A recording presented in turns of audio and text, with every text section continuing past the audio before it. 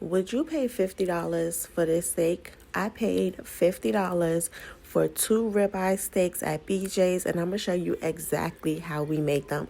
So first thing I did was went on ahead and got me some of that garlic pepper. Now I know a good steak only needs salt and pepper, but I like a little bit more flavor on my steak. So this garlic, and pepper has salt, it has pepper, it has garlic, it has a little bit of onion powder, a little bit of garlic powder. It has like a little bit of everything.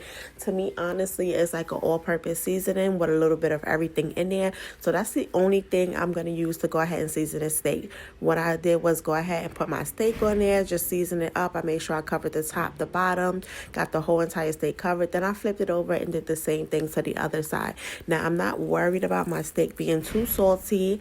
Not all of the seasoning is going to stick onto the steak. Most of it is going to fall off. So after I got my steak covered in that garlic, and pepper, I went on ahead and heated up a pan. And I'm going to go ahead and just use a little bit of this roasted olive oil. This is so good. So if you haven't tried it, 10 out of 10, I highly recommend. Once I got it nice and hot, as you can see that sizzle, it was time to go ahead and lay that steak down on the pan. Now we're going to give this a few minutes to let the crust form, and once the crust form, we're going to flip it.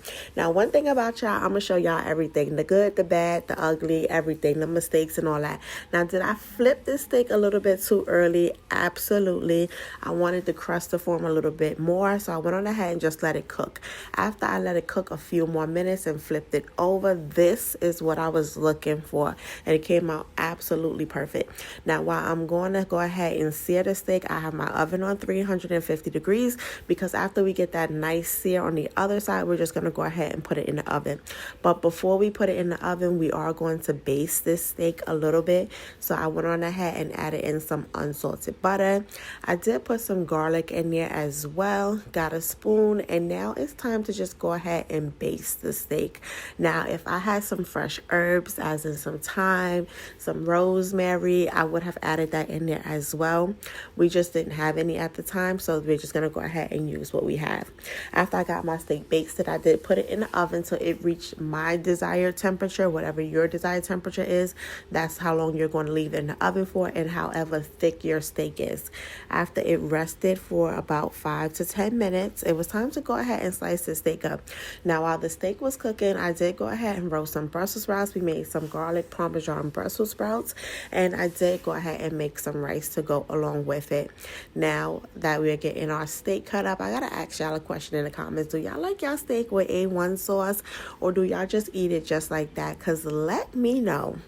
After the steak was cut, this is how it turned out. And to me, it turned out absolutely perfect. This is the perfect temperature for me. I am not a mid-rare or rare kind of girly. I am more of a medium well. I'm trying to leave the well done alone, but this came out absolutely perfect. So after we let the steak rest, it is best that you make sure you cut against the grain. If you cut on the grain, you are going to make your steak tough. If you want to make sure that you keep it nice and tender, you're going to go ahead and cut against that grain. After the steak was sliced up, I told that man to go ahead and grab a piece of that steak so that we can show exactly how it came out. And this is how it came out, absolutely perfect. Even though it came out perfect, I'm still wondering, is $50 too much for this steak, or would you?